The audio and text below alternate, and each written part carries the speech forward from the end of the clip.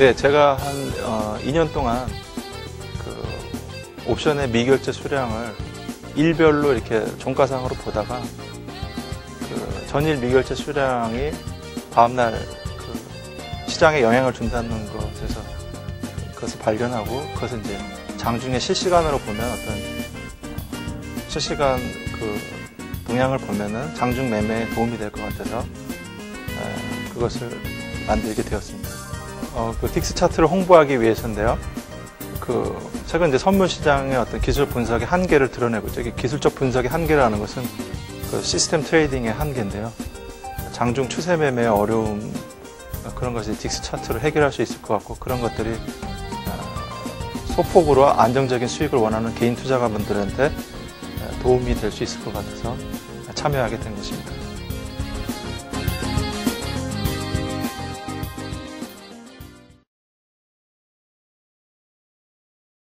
자, 그래서 여러분 그 딕스 값이 그 5만 계약을 넘어서면 자, 플러스 값을 갈 수도 있고 마이너스 값을 갈 수 있는데 어떤 유의적인 수준, 그러니까 의미를 갖는 유의적인 수준으로 보실 수 있고요. 그다음에 두 번째 10만을 넘어서서 20만 계약 사이에 넘어서면은 오버나잇을 그쪽 방향으로 그 오버나잇을 할 수 있는 그러니까 포지션 매매를 할 수 있는 그런 수준으로 볼 수 있고요. 그다음에 세 번째, 이제 30만 계약을 넘어서 40만 계약 이 정도를 넘어서면은 어떻게 되겠습니까? 어떤 큰 추세로 볼 수 있는 거죠. 큰 추세, 굉장히 큰 추세로 볼 수 있고요. 그다음에 추세 전환도 생각할 수 있는 거죠. 추세가 전환돼. 그다음에 네 번째, 최근까지는 이 40만 계약을 넘어서는 경우가 흔치 않았는데 50만 계약이 한 번 나온 적이 있거든요. 그러니까 50만 계약을 넘어섰을 경우에는 정말 이거는 변곡점 정도도 생각할 수 있는 그런 거죠. 근데 그 만기가 가까워지면 옵션의 그 매도 수량에 따라서 이권이 굉장히 첨예화되기 때문에 계약수가 굉장히 가공할 정도 계약수가 굉장히 늘어날 수 있는 거고요. 그래서 3, 40만 계약, 50만 계약 흔하게 나타날 수 있는데 여러분이 이런 어떤 의미의 정도를 다르게 그 시장의 강도 그런 것을 수량에 따라서 비중을 둘 수 있는 거라고 생각이 됩니다. 다시 사례 5번째 사례를 여러분 보시면은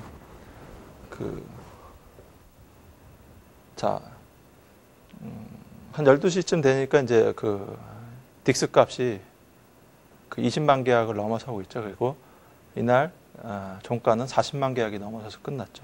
그래서 굉장히 20만 계약을 넘어서는 강력한 추세라고 그랬는데 이런 경우는 이렇게 스캐핑을 하는 게 아니라 스캐핑만 이렇게 하는 게 아니라 좀 더 이렇게 기다릴 수 있는 거죠. 보시면은 6계약의 매수분을 계속 가지고 가다가 어디서 정리했냐면 여기서 정리를 한 걸 보이시죠. 그러니까 누적으로 숨 포지션 매수 6계약을 들고 가다가 여기서 다 털었죠. 그래서 이것을 왜 여기서 털었냐면은 글쎄 이거 사후적인 얘기가 되는지 모르겠지만 스토캐스틱 지표가 낮아지고 있고 MACD도 지금 낮아지고 있죠. MACD 오실레이터가 낮아지고 있죠. 다이버전스 나타나면은 큰 조정을 보일 수도 있기 때문에 여기서 정리를 한 거고요. 뒤이어서 다시 고점을 한 번 더 형성을 하고 장은 끝났고요. 이런 경우 오버나잇도 가능하다는 거죠. 예, 다시 여기 종가로 다시 오버나잇을 진입하는 거죠. 그래서 오버나잇 포지션은 여러분 2시 이전에 미리 이렇게 잡아놓고 장 끝날 때까지 기다리시는 그런 매매 패턴보다는 2시 반 이후에 2시 반에서 3시 사이에 장 끝날 무렵에 방향성을 한쪽으로 잡고 포지션을 잡으시는 게 좋고 거기에 적절한 어떤 옵션 해지가 필요하다 그러면 옵션 해지를 아울러서 하시면 된다고 저는 생각을 합니다. 자, 5번째 보셨고 6번째 보시면은 6번째는 수량이 미미하게 이제 올라가고 있는데 자, 10시쯤 됐을 때 10만 계약을 넘어서고 있죠. 그래서 델타 기준, 가격 기준이 같은 방향을 나타내고 있기 때문에 자 선물을 스케이핑으로 매수를 했고요. 그래서 이런 이렇게 매매를 하고 이제 한 택씩 목표이익을 정하고 정리를 하는 그런 매매를 했고요. 그다음에 7번째 사례를 또 보시면은 7번째도 9시 30분에 이미 10만 계약을 넘어서고 있죠. 그래서 이런 경우 저점을 보일 때마다 매수를 해서 스케이핑을 하는 그런 매매 패턴을 보고 계십니다. 그래서 그 수량 기준이 여러분이 그 의미가 미흡하거나 어떤 그 갑자기 급등해서 신뢰성에 의심이 간다. 예를 들어서 매가격 싼 1,000원짜리 옵션을 매도를 해도 10만 계약을 매수를 한다 그래도 그 매도로 이렇게 그 딕스 값을 표시가 되기 때문에 신뢰성이 떨어진다 그럴 때는 뭐 델타 기준하고 가격 기준을 같이 고려해서 보시는 것도 그 방법이 될 수 있습니다. 그러나 이 세 가지를 다 만족했을 때 진입을 하게 되면은 그 이미 그 매매 기회를 좀 늦출 수도 있는 그런 상황도 올 수 있기 때문에 저는 이제 한 가지로 이제 수량 기준에 여러분이 초점을 맞춰서 매매를 하시라는 거고요. 자, 8번째 보시면 이번에 이제는 매수가 아니라 이제 매도의 경우죠. 그래서 마이너스로 이제 그 19만 계약까지 가는 경우를 보고 계신데 그 매도를 할 때 고점에서 이렇게 매도를 잡았죠. 그럼 최근 장은 또 굉장히 그 강세장이기 때문에 매도할 때 굉장히 그 주의가 또 필요하죠. 그래서 오실레이터 지표가 고점에서 꺾일 때 매도하시는 게 좋죠. 자, 그래서 그 스토캐스틱을 갖고 고점에서 매도해서 이익 실현하는 걸 여러분이 보고 계시고요.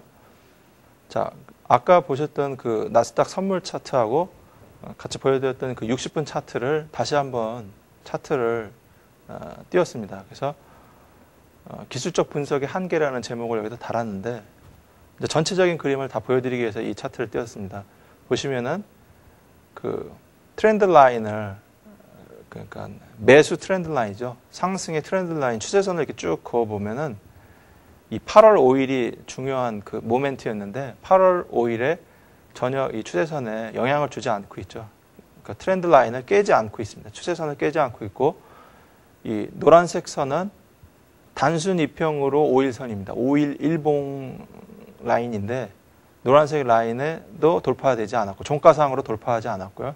그다음에 파란색 하늘색 라인은 지수 이평으로 5일선인데 이거 역시 마찬가지고요. 전혀 뭐 추세에 흠집을 내지 않았는데 기술적 분석의 한계라는 게 이제 여기서 이제 쓸 수 있는 말이라서 저는 생각해서 이런 제목을 달았는데 전혀 이 추세가 꺾였다는 느낌을 보여주지 않았다는 거죠. 그러나 딕스 종가는 마이너스 50만이었고 8월 6일부터 연 한 3일 정도 약세장이었죠. 약세장이었고 그 이후로 이제 시장이 다시 반전을 했고 반전할 때 외국인이 포지션을 급격히 바꾸기 시작했죠. 자, 이제 사례 9번째는 한쪽 방향성 시장이 아니라 혼조세 시장의 예를 제가 보여드리고 있는데 이 딕스 차트의 영선의 그 중앙 라인을 가운데 두고 이 딕스 값이 오르락내리락 하고 있죠. 그래서 이런 경우는 사실 매매하기가 힘든 그런 케이스라고 볼 수 있는데 이런 경우도 여러분이 어떻게 매매하실 수 있냐면 고점 대비 또는 저점 대비 이 딕스 차트의 고점 대비 저점 대비 마이너스 플러스 5만 계약의 차이를 보이는 시점에서 매수 매도를 들어갈 수 있는 거거든요. 그래서 그런 경우를 이렇게 이제 왔다 갔다 상당히 빈번하게 매매를 한 거고 근데 이제 이런 매매는 초보자의 경우에는 좀 주의하시는 게 좋죠. 제가 처음에도 설명을 드렸지만 스캘핑 철학에서 설명드렸지만 한쪽으로 방향을 정하고 매매하시는 게 좋은 거고 이제 숙달이 되시면 이렇게 왔다 갔다 하면서도 매매를 하실 수가 있습니다. 그리고 최근 장의 특성이 뭐 1포인트를 벗어나서 잘 움직이지 않기 때문에 저점 대비 1포인트 올라가면 매도하고 고점 대비 1포인트 내려가면 매수해서도 수익을 낼 수 있는 어떤 그런 시장이기 때문에 그 레인지를 크게 벗어나지 않기 때문에 그런 방식으로 매매하시는 분도 계시거든요. 그래서 상당히 그 추세 매매, 시스템 트레이딩 하기가 상당히 힘든 그런 장이면서도 이제 스케일핑 하기에는 상당히 좋은 그런 시장이라고 생각이 됩니다. 자, 이것은 이제 고수에서 거래 분석을 보시면은, 거래 분석 부분을 보시면은 그동안 거래한 내역, 그 기간을 설정하셔서 그동안 거래한 내역의 리포트가 나오거든요. 그래서 이것은 제가 실제 매매한 리포트입니다. 이건 뭐 일부러 조작해서 만든 리포트가 아니라 3주 정도, 그러니까 7월 21일부터 8월 7일까지 요 이후에는 제가 잠깐 매매를 이제 만기가 가까워서 이제 만기가 가까워졌고 또 휴가도 있었기 때문에 매매를 쉬었고요. 만기까지 쉬었고요. 그래서 3주 동안 매매한 내역인데 3주 동안에 한 3.6% 정도 수익이 났고요. 물론 이제 요때는 이제 거래 비용을 제가 고려는 하지 않았습니다. 그러나 이제 한 3% 정도 수익이 났고 요게 한 1억 정도 되는 돈 갖고 매매를 한 겁니다. 그러니까 한 9,500 정도 갖고 제가 매매한 걸로 기억을 하고 있고요. 그래서 한 350 정도 수익이 났습니다. 그리고 이제 주별 손익 그래프 역시 고수에서 제공이 되고 있습니다. 그 주별 손익 그래프를 보시면 주 단위로 수익을 이렇게 냈고요. 처음에는 이제 당일 스캘핑만, 데이 스캘핑만 하다가 나중에 이제 오버나이트 했기 때문에 수익이 점차 증대가 된 거고요. 자, 그래서 3주 동안 매매를 한 것을 여러분에게 보여드렸고요. 자, 다음은 이제 최근에 이제 실제 매매한 내역을, 가장 최근에 매매한 내역을 여러분에게 보여드리도록 하겠습니다. 그래서 이것은 이제 날짜를 여기다 제가 적었습니다. 8월 19일 날 스케이핑한 매매 내역이고, 역시 딕스 차트를 활용해서 매매를 했는데요. 보시면은 이게 장 9시서부터 장 끝날 때까지의 딕스 차트의 움직임입니다. 그래서 수량 기준을 보시면은 처음에는 이제 그게 급격하게 올라간 게 아니겠지만 여기서 보시면은 아침에 시작한 지 얼마 안 돼가지고 10만 계약을 넘어섰죠. 그래가지고 그런데 하여튼 장은 어떻게 됐냐면 장은 이렇게 좀 지저분하게 움직였죠. 계속 내려가는 모습이었죠. 내려가다가 약간 올라가서 끝났죠. 그래서 저는 근데 방향을 한쪽 방향으로 받고 그것을 이제 매수 쪽으로 봤기 때문에 계속 매수로 스케이핑을 했습니다. 그래서 여기는 이제 1분 차트로 제가 보여드리고 있는데 1분 차트 지표는 띄우지 않았고요. 화면을 좀 크게 하기 위해서 지표는 띄우지 않았는데 역시 뭐 스토캐스틱이나 MACD를 같이 보시면 될 것 같고요. 근데 매수로 저희 스케이핑을 계속 했고, 만약에 여러분이 이렇게 매매를 하시다가 물렸을 경우에는 옵션 해지를 하시면 되고요. 끝까지 매매를 1억당 뭐 델타 값이 허용된 범위를 정해놓으시고 그것이 한 4계약 또는 5계약에 따르면 4계약, 5계약까지는 계속 물타기를 할 수 있는 거죠. 그러니까 어떻게 보면은 물타기 하니까 여러분이 그것에 대해서 어떤 혐오감을 갖고 계실지 모르는데 저는 이제 개인적으로는 물타기나 손절에 대해서 다른 어떤 시각을 갖고 있는데요. 그런 말씀들을 많이 하시거든요. 손절에 대해서, 그러니까 스탑로스에 대해서 스탑로스만 잘해도 뭐 선물 옵션 매매에서 성공할 수 있다. 그런 말씀들을 하시거든요. 손절, 스탑로스, 이제 영어로 이제 스탑로스인데,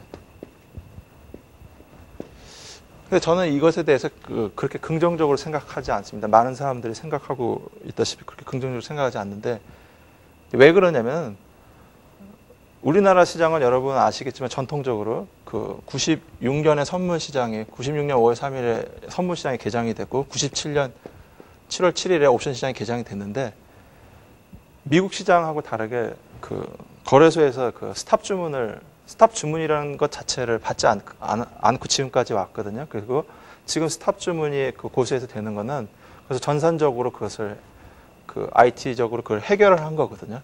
그래서 주문 자체가 거래소로 스탑으로 주문이 들어가 있는 게 아니라 스탑으로 대기하고 있다가 가격을 치면은 시장가로 주문이 나가는 거거든요. 시장가로 나가는 것도 아니고 한 2틱이나 3틱 위로 이제 주문이 나가게 되죠. 그래서 전통적으로 우리나라 시장은 스탑 주문을 예전부터 받아오지 않았기 때문에 그 사람들이 스탑 로스에 대해서 굉장히 그 생소한데, 그런데 이제 그 인구에 해자되는 얘기는 그 손절만 잘해도 뭐 선물옵션 시장에서 뭐 최소한 수익을 낼 수 있다 이런데 그렇지 않다는 거죠. 제가 개인적으로 느끼기에는 이 손절 스탑 로스라는 것은 손실을 확정하는 거라는 거죠. 손실을 확정하는 거. 손실을 확정시키는 것 이외에 어떤 큰 의미가 없다는 겁니다.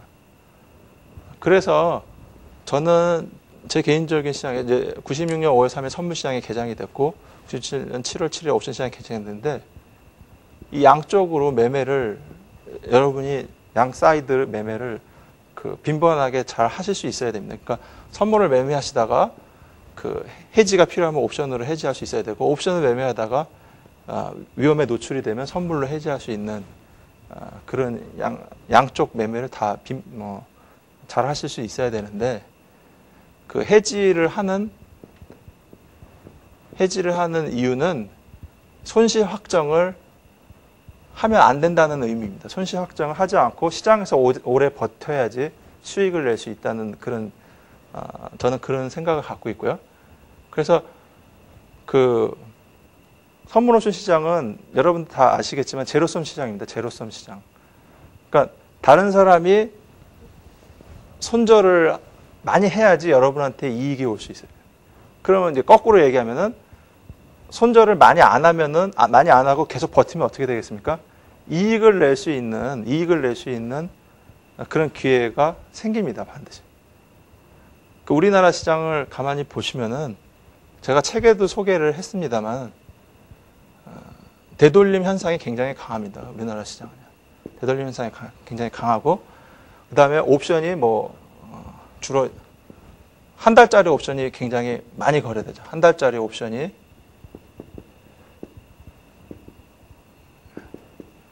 집중적으로 거래되죠. 예. 그래서 되돌림 현상이 강하고 한 달짜리 옵션이 빈번하게 거래되고요. 그렇기 때문에 될 수 있으면은 손절을 안 하고 계속 버티는 것이 어떤 시장의 방향을 한쪽으로 보고 리스크 관리를 계속 해나가시는 게 더 이익이 될 수 있습니다. 계속 손실만을 확정하다 보면 그 손실이 눈덩이처럼 커져가지고 나중에 그 가랑비에 옷 젖는 거 모르고 지나갔던 게 굉장히 커질 수 있다는 거죠. 그래서 손절에 대해서 여러분이 생각을 다시 좀 했으면 좋겠고, 그 다음에 이제 물타기에 대해서도 이 물타기라고 그러는데 영어로는 이제 에버리징이라고 그러죠. 에버리징. 이 에버리징에 대해서도 물타기라는 이런 의미보다는 평균 단가를 낮춘다고 생각하셔가지고 그 단가를 낮춰서 좀 더 유리한 가격에 잡는다 이렇게 생각하셔야 되죠. 그러니까 여러분이 가용할 수 있는 계약수가 5계약이라 그랬을 경우에 5계약을 한 번에 넣으면은 더 매매를 진입할 수 있는 지속할 수 있는 그 기회가 없어지는데 한 계약씩 5번에 나눠서 평균 단가를 낮추면서 에버리징 가격을 단가를 이렇게 맞추는 거죠. 예, 그런다 그러면은 훨씬 더 유리한 가격을 잡을 수 있다고 저는 생각되거든요. 그래서 이 스탑로스하고 에버리징에 대해서 좀 다른 생각을 가졌으면 좋겠고, 그 다음에 이 다른 생각을 갖고 계시는 게 스캘핑에 있어서 굉장히 중요합니다. 보시면요. 그래서 이날도 보시면은 제가 그 허용한 델타 값 4계약, 5계약, 20에서 25 델타죠. 저는 보통 이제 한 30 델타 6계약까지 이제 1억당 그 정도를 열어놓고 제가 매매하는데 계속 이렇게 물타기를 하다 보니까 정리할 기회를 이렇게 줬어요. 그래서 이렇게 정리하고 또 들어가서 또 정리하고 또 들어가고 또 정리하고 그다음 이제 계속 떨어지니까 여기서 이제 좀 물렸죠. 근데 종가상으로 쭉 올라갔을 때 이때 종가로 딱 정리를 하고 다 나왔죠. 종가로는 다 털고 나왔죠. 기회가 왔기 때문에 다 털고 나온 거죠. 그래서 무리하게 오버나잇을 계속 하실 이유는 없지만은 오버나잇 해도 되는 그런 모멘트였고요. 근데 이제 정리가 유리하게 됐기 때문에 이렇게 위로 이렇게 정리가 됐기 때문에 제가 다 털고 나온 거죠. 여기 종가상으로도 이렇게 한 2-3 틱을 튀어 올랐거든요. 그래서 굉장히 이날은 수익을 많이 낸 날이고요. 다음에 이제 20일 날, 8월 20일 날은요.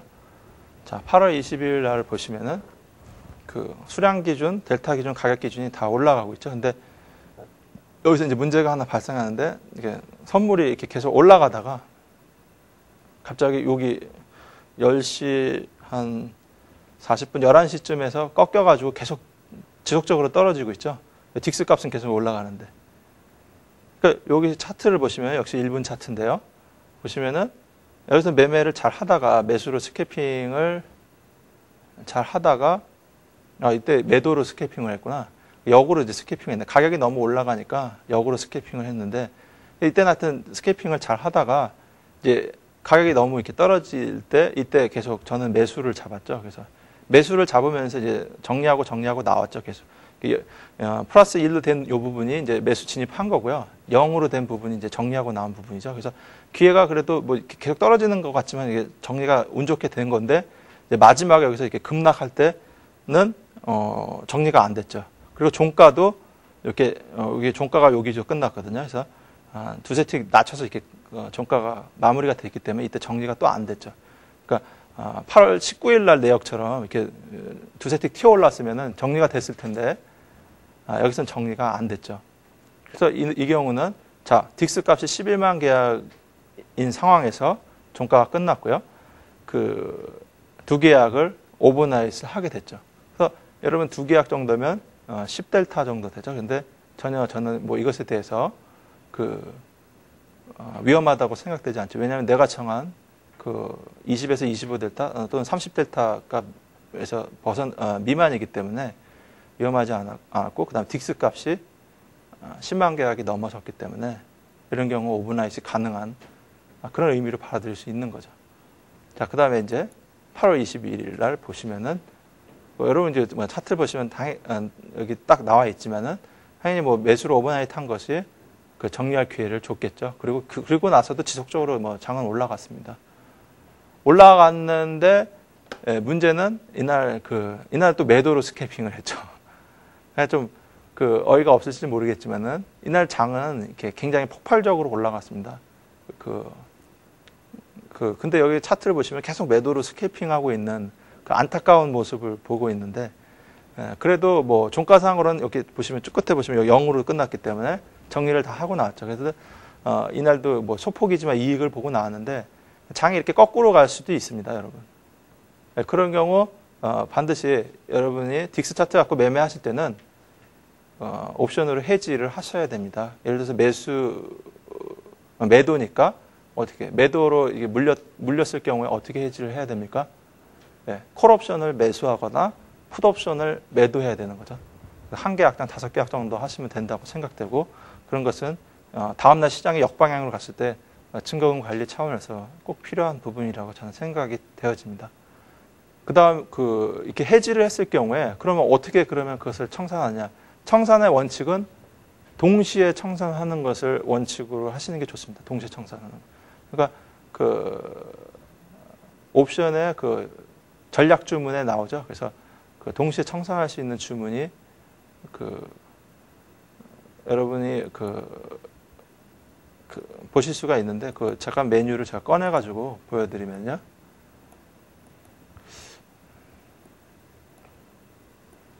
자, 주문에서 옵션 전략 센터로 가셔가지고요.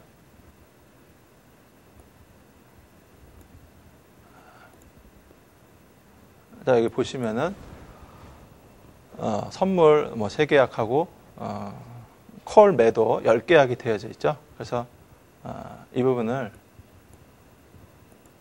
클릭을 하실 때는 청산하실 때는 어떻게 청산하시냐면 자, 선물을 제로로 만들고 콜 옵션을 제로로 만들고 그럼 이제 보통 이제 이렇게 수평선으로 나오게 되죠. 자, 그 다음에 뭘 누릅니까? 주문을 누르시면은 이런 식으로 해서 반대 호가판이 나오죠. 반대 호가판이 나오면 반대 상대 호가를 보고 동시에 주문을 넣어서 클릭하시는 게 정상적인 정석적인 방법이라고 정상적인 방법입니다. 그래서 빠른 주문을 클릭하시면 바로 호가판을 이렇게 클릭을 하시면 주문이 바로 나갑니다. 예, 그래서 체결이 되는 모습을 여러분 볼 수 있고요. 그런 식으로 옵션 해지를 했을 경우에 그러면 이제 보통 어떤 욕심을 부리게 되냐면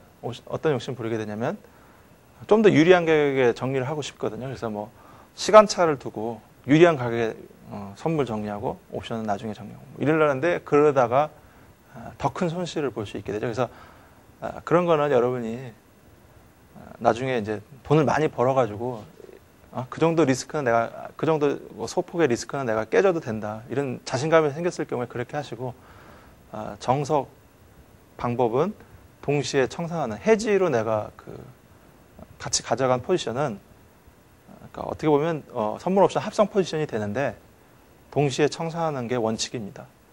자, 8월 21일 스캐핑 내역을 보셨고 그다음에 8월 21일 스캐핑 내역을 보시면은요.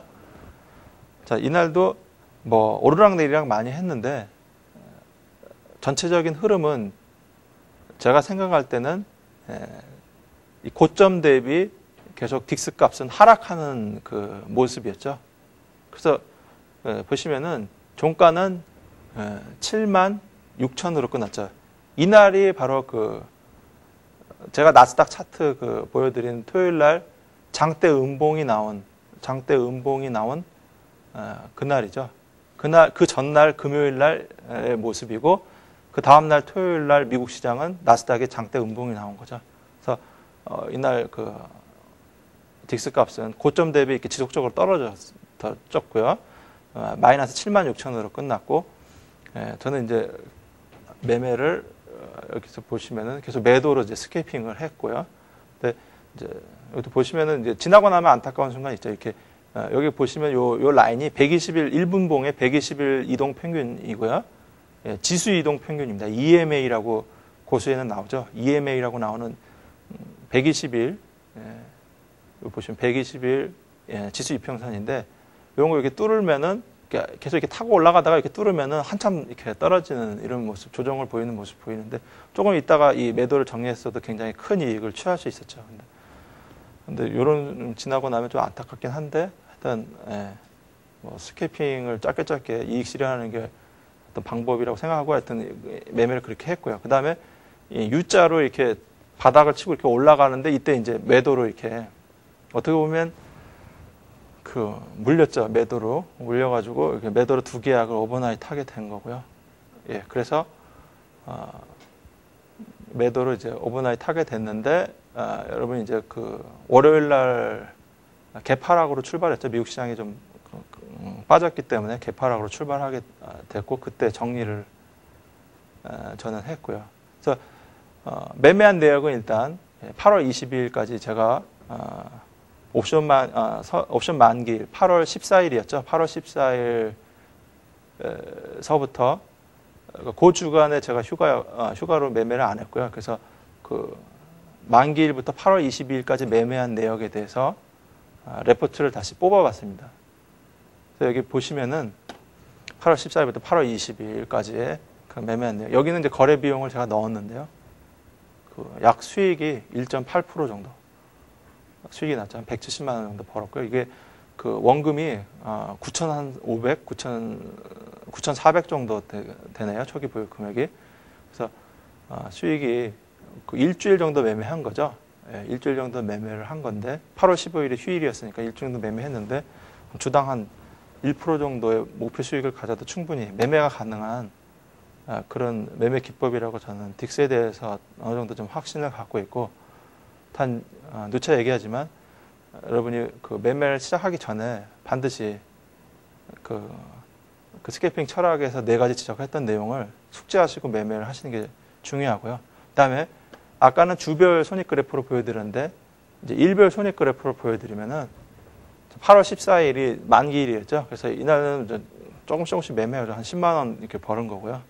그다음에 이날이 아마 월요일 이제 15일 지나고 광복절 지나고 그 다음 주 이제 월요일 날에는 여러분이 기억을 하시는 분도 계시겠지만 이날은 시그널이 딕스 갖고 도저히 시그널을 찾을 수 없는 날이었습니다. 그래서 거의 뭐 매매를 안 했어요.